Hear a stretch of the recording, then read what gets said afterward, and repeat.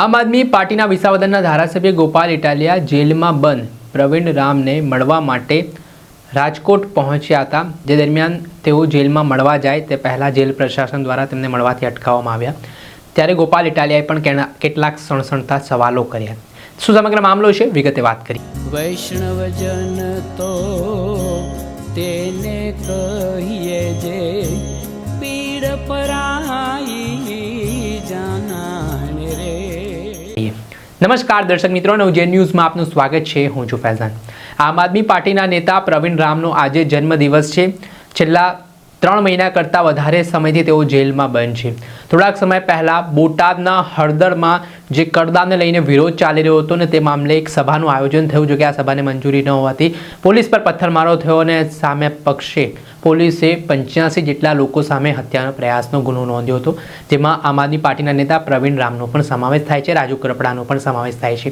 હાલ આમ આદમી પાર્ટીના નેતાઓ જેલમાં બંધ છે અને આજે પ્રવીણ રામનો જન્મદિવસ હોવાથી આજે રાજકોટ ખાતે વિસાવદરના આમ આદમી પાર્ટીના ધારાસભ્ય ગોપાલ ઇટાલિયા છે તે પ્રવીણ રામને જન્મદિવસની શુભેચ્છાઓ પાઠવવા માટે જેલમાં જઈ રહ્યા હતા। આ દરમિયાન જેલ પ્રશાસન દ્વારા તેમને અટકાવવામાં આવ્યા અને ન મળવા દેવામાં આવ્યો। આ ઘટના બાદ ધારાસભ્ય ગોપાલ ઇટાલિયાનું મોટું નિવેદન સામે આવ્યું છે। થોડાક સમય પહેલાં આમ આદમી પાર્ટીના રાષ્ટ્રીય અધ્યક્ષ અરવિંદ કેજરીવાલ પણ ગુજરાત આવ્યા હતા, જ્યાં રાજકોટમાં તેઓ રાજુ કરપડા અને પ્રવીણ રામને મળવા માટે જેલમાં જઈ રહ્યા હતા, ત્યારે તેમને પણ અટકાવવામાં આવ્યા હતા। ત્યારે આ બાબતે શું કહી રહ્યા છે ધારાસભ્ય ગોપાલ ઇટાલિયા, તેમને સાંભળો। જય કિસાન મિત્રો, આજે 31 ડિસેમ્બર 2025 નો દિવસ હું અને આપણા સૌના લોકપ્રિય યુવા નેતા, ખેડૂતોની લડાઈ લડતા જેઓ હજુ પણ જેલમાં છે એવા પ્રવીણભાઈ રામના પિતા શ્રી ભોજાભાઈ, અન્ય પરિવારના સભ્યો આજે બધા અમે ભેગા મળી રાજકોટ જેલ ખાતે પ્રવીણભાઈ રામના જન્મદિવસ નિમિત્તે તેમને વાત કરી, રૂબરૂ મળી, એમને શુભેચ્છા પાઠવી, એમના ખબર અંતર, સ્વાસ્થ્ય પૂછવા માટે આવ્યા હતા। શરૂઆતમાં અમે અહીંયા મેઇન ગેટ ઉપર ફોર્મ ભર્યું, બધી વિગત આપી તો અમને મેઇન ગેટથી જવા દીધા, ફોર્મ ભરી લીધું, સ્વીકારી લીધું, અમને વેઇટિંગમાં બેસાડ્યા અને ત્યાર પછી જ્યારે વારો આવવાનું નક્કી થયું ત્યારે અંદરના અધિકારી એવું કીધું કે ગોપાલ ઇટાલિયાને મળવા દેવામાં નહીં આવે અથવા તો તમને બધાને મળવા દેવામાં નહીં આવે જો તમે ગોપાલનો આગ્રહ રાખશો તો।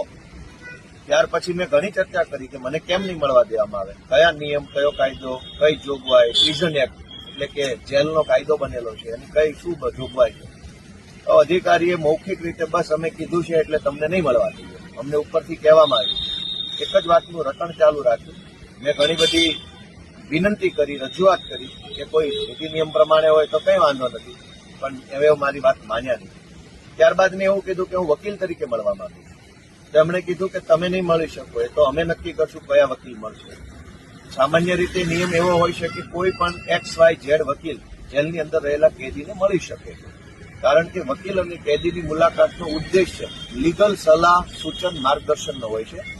એવું જરૂરી નથી કે જે વકીલ કેસમાં હોય એ જ વકીલ મળી શકે, કેમ કે સલાહ તો કોઈ પણ વકીલ પાસે જ લઈ શકાય। એટલે પ્રવીણભાઈના કેસમાં વકીલ ગોપાલ હોય કે ન હોય, પણ પ્રવીણભાઈને જો ગોપાલ નામના વકીલ પાસેથી સલાહ સૂચન લેવી હોય તો પ્રવીણભાઈ અને ગોપાલ મળી શકે છે, આવો નિયમ। પરંતુ એમાં પણ જેલના અધિકારીએ મનમાની કરી। એક બાજુ ખેડૂતોની લડાઈ લડનારા લોકો જેલમાં છે। જૂનાગઢ જિલ્લા આમ આદમી પાર્ટીના પ્રમુખ હરેશભાઈ સાવલિયા અત્યારે ખેડૂતોની લડાઈ લડતા હતા તો એમના ઉપર ખોટી એટ્રોસિટી અને છેડતીની ફરિયાદ કરી જેલમાં પૂર્યા। પ્રવીણભાઈ રામ અત્યારે જેલમાં છે, રાજુભાઈ કરપડા જેલમાં છે, પણ ગુજરાતને ડ્રગ્સ વેચી અને બરબાદ કરનારા લોકો અત્યારે મહેલમાં છે, મજામાં છે, ખુશ છે।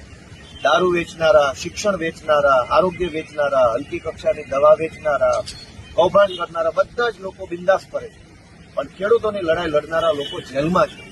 પ્રવીણભાઈ રામની બાબતમાં તો પ્રવીણભાઈના ઘરે દીકરાનો જન્મ થયો અને એનો પહેલો જન્મદિવસ હમણાં જ ગયો, તો પહેલો જન્મદિવસ ઉજવવા માટે પણ પ્રવીણભાઈ હાજર ન હતા, એ ખરેખર ખૂબ જ આપણા માટે ખેદનો વિષય છે। આજે પ્રવીણભાઈનો જન્મદિવસ છે છતાંય પ્રવીણભાઈ જેલમાં છે, ખેડૂતો માટે લડાઈ લડતા હતા। રાજુભાઈ કરપડા, આપણા લોકપ્રિય ખેડૂત આગેવાન, અત્યારે આ જેલમાં છે। અમને મળવા દેવાની ના પાડવામાં આવે છે। ગુંડાઓ, બુટલેગરો, ભાજપના લફંગાઓ બધું જ કરી શકે, પણ એક વકીલ ગોપાલ ઇટાલિયા જેલમાં પ્રવીણ રામને મળી શકતો નથી।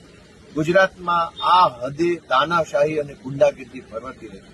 આજે આટલો સરસ દિવસ છે ભલે પ્રવીણભાઈ જેલમાં તો જેલમાં, પણ એનો જન્મદિવસ છે, એમનો પરિવાર મળવા આવ્યો છે, હું આવ્યો છું મળવા, પણ અમે કોઈ આજે પ્રવીણભાઈ રામને જેલમાં મળી શક્યા નથી, કારણ કે ઉપરથી ના પાડી.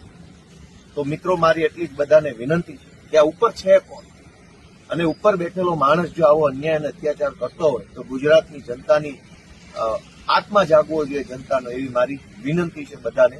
આજે હું પ્રવીણભાઈ રામને જન્મદિવસની હૃદયપૂર્વકની ખૂબ ખૂબ શુભકામનાઓ પાઠવું છું, અને આ જેલમાં રહેલા પ્રવીણભાઈ રામ, રાજુભાઈ કરપડા, રમેશભાઈ મેર સહિત જે કંઈ ખેડૂત આગેવાનો છે એમને ભગવાન ખૂબ બળ આપે, ખૂબ શક્તિ આપે, અને માતાજી એમની લડાઈને સફળ બનાવે એવી પ્રાર્થના કરું છું. અને એમની સાથે અમે ખભે ખભો મિલાવી અને સમગ્ર આમ આદમી પાર્ટી એમની સાથે છે એવી હું આજે ખાતરી આપું છું. સૌને મારા નમસ્કાર. જય કિસાન.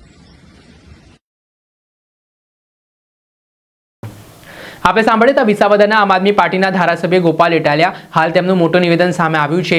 તેમણે કેટલાક નિયમો છે તે જેલ પ્રશાસનને પૂછ્યા છે અને કયા નિયમો અંતર્ગત તેમને મળવા દેવામાં નથી આવી રહ્યા તેને લઈને પણ તેમણે સવાલો ઉઠાવતા રાજકારણ ગરમાયું છે. દર્શક મિત્રો, આવા જ નવા વિડીયો સાથે આપને માહિતગાર કરતા રહીશું. આવા જ વિડીયો જોવા માટે નવજીવન ન્યૂઝ જોતા રહો. વૈષ્ણવજન તો તેને કહીએ જે પીડ પરાઈ.